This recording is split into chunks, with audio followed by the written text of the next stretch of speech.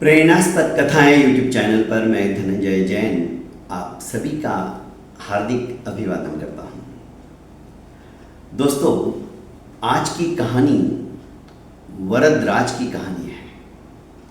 वरदराज एक ऐसे विद्वत व्यक्ति का पुत्र था जिनकी की यशोगाथाएं दिग दिगंत के अंदर व्याप्त थी। वे उद्भट विद्वान थे। जब कुछ समझ वरदराज को आने लगी, बोलने लगा, चलने लगा, अटखेलियां करने लगा, तो वरदराज के पिता ने सोचा कि मैं भी अपने पुत्र को अपनी ही भांति इतना उद्भट विद्वान बनाऊं कि इसको दुनिया जानने लग जाए, मेरे से भी ज्यादा इसे विद्वान बनाऊं। यही सोचकर शिक्षा दीक्षा का जब समय हुआ तो उसके पिता ने उसे एक गुरुकुल के अंदर एडमिशन दिला दिया। गुरुकुल नगर से बहुत दूर, वहाँ पर राजा महाराजा इन सभी के बच्चे आते थे और विद्याध्ययन करते थे। पहले जमाने में गुरुकुल ही हुआ करते थे। पर वरदराज निपट बुद्धू था।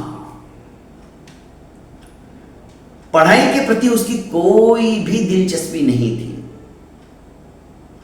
उसके भेजे के अंदर कुछ भी कहो समाता ही नहीं था। खाना और सोना यही उसे अच्छी तरह से आता था। बलिष्ठ था क्योंकि खाता पीता बहुत था और हाथ में किताब लेके ही डुलकियां मारने लग जाता था। एक बच्चे को गुरुकुल के अपना विद्याध्ययन का जो पाठ था 1 साल लगता था, तो इसे उसको पढ़ने में 3-3 साल लग जाते थे। फिर भी वो कई बार फेल हो जाता था। गुरुदेव ने, जो उसके गुरुचार्य थे, आचार्य जी ने बहुत कुछ साम दाम दंड भेद वरदराज के लिए अपना लिए, पर वरदराज पे कोई भी फर्क नहीं पड़ा। कभी कभी उसे ताड़ना देते थे, तर्जना देते थे, प्यार से भी बताते थे, पर कुछ भी असर नहीं होता था। बच्चे भी उपहास उड़ाते थे वरदराज का, ये तो निठल्ला है। भगवान जब बुद्धि बांट रहा था तो ये तो ऐसे ही सो रहा था। काम का ना काज का, दुश्मन अनाज का। कहां इसके पिताजी और कहां ये, पता नहीं क्या कर्म की है इसने। जिसके मुंह में जो आता वो बोल देता, पर वरदराज को कुछ फर्क भी नहीं पड़ता था। वो इन बातों की तरफ ध्यान नहीं देता था, सिर्फ खाना और सोना। गुरुदेव ने देखा ऐसे कैसे काम चलेगा। कई बार उसे कठोर शिक्षा भी दी, पर कोई असर नहीं हुआ। बहुत प्यार से उसे समझाया जाता था कि देख, तेरे पिताजी आज कहां से कहां हैं। उनके नाम मात्र से लोग, उनका प्रसन्नता से चेहरा खिल जाता है। तेरा नाम सुनेंगे तो क्या, फिर भी उस पर कोई असर नहीं। आखिर गुरुदेव ने सोचा कि ऐसे काम नहीं चलेगा। मैं इसे पढ़ाने में असक्षमता महसूस कर रहा हूं। इतने छात्र आए, पर ऐसा बुद्धि का दिवालिया निकला हुआ छात्र कोई आया ही नहीं। उन्होंने आखिर वरदराज को बुलाकर कहा कि देखो, अब तुम्हें यहां पर पर्याप्त समय हो चुका है और मैं चाहता हूं कि अब तुम, पढ़ाई लिखाई तो दूर रही, तुम अच्छे संस्कारों भी नहीं ग्रहण कर पा रहे हो। सुनी हुई बात को भी तुम समझ नहीं पाते हो, तो इसलिए अब तुम तुम्हारे घर चले जाओ। इससे ज्यादा मैं तुम्हें अब आश्रम में नहीं रख सकता। घर का नाम सुनते ही वरदराज के आंखों के आगे अंधेरा छा गया। सोचने लगा कि अब क्या होगा, घर जाऊंगा तो परिवार वाले क्या सोचेंगे, पिताजी क्या सोचेंगे, मेरी बुद्धि की परीक्षा लेंगे तो मैं तो निपट बुद्धिहीन हूं, मुझे कुछ समझता ही नहीं, मैं क्या जवाब दूंगा। उनकी यश, कीर्ति, ख्याति सब धूमिल हो जाएगी। लोग मेरी वजह से मेरे परिवार वालों को भी कोसने लग जाएंगे। उसने बहुत अनुनय विनय की कि गुरुदेव मुझे मत जाने दो, यहीं पे रख लो। पर गुरुदेव ने कहा हम ऐसे नहीं रख सकते, अब आपका समय यहां पे समाप्त हो चुका है, आप जा सकते हो। भारी मन से अपने कपड़ों की गठड़ी बांधी और निकल पड़ा अपने गांव की तरफ। पैदल जा रहा है, सोच रहा है कि अब मैं क्या करूं, कैसे जाऊं, कैसे मुंह दिखाऊंगा मैं अपने घर वालों को। थक गया था, भूख भी जोरों से लग रही थी, मध्याह्न का समय था। एक नगर के बाहर कुआं था, सोचा कि थोड़ा विश्राम कर लेता हूं, और मन में विचार आया कि ये कुआं बहुत गहरा है, रस्सी भी लगी हुई है, इस कुएं के अंदर झंपापात कर देता हूं, ना रहेगा बांस ना बजेगी बांसुरी, मर जाता हूं, आत्महत्या कर लेता हूं। मेरे परिवार की दुर्गति मैं अपनी वजह से नहीं होने दूंगा, इतनी तो मेरे में समझ है। ऐसा सोचकर जैसे ही वो कुएं की तरफ लपका, कुएं की जहां पर रस्सी लगी हुई थी पानी निकालने के लिए, उस सीला को उसने ध्यान से देखा तो सीला उस रस्सी के आने जाने से, खींचने से और छोड़ने से सीला पर बड़ा निशान पड़ गया था। जैसे उसने वो निशान देखा, उसके मन के अंदर चिंतन शुरू हो गया। सोचने लगा एक रस्सी वारंवार कुएं से खींचने में और छोड़ने में निशान बना सकती है, तो मैं अपनी इस बुद्धि के ऊपर जोर देके क्यों नहीं इसको तीक्ष्ण बना सकता हूं।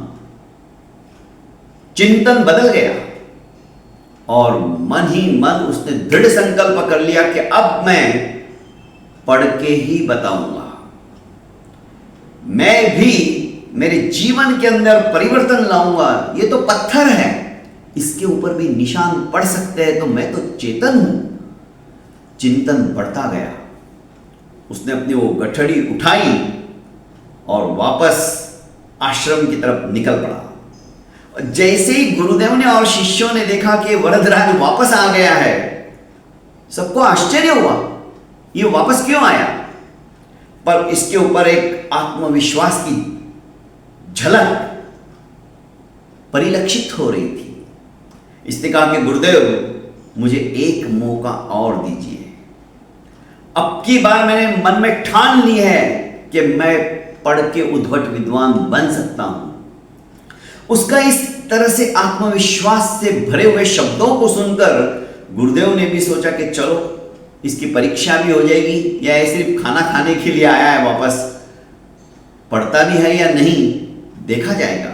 और गुरुदेव ने दयावश उसका फिर से एडमिशन करवा लिया।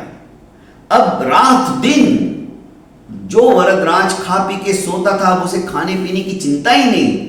उसने मन में ठान लिया कि ये पाठ मुझे आज करना ही है, और जब तक वो पाठ उसे कंठस्थ नहीं हो जाता तब तक वरदराज एक ही आसन से बैठा रहता था, आसन परिवर्तन भी नहीं करता था।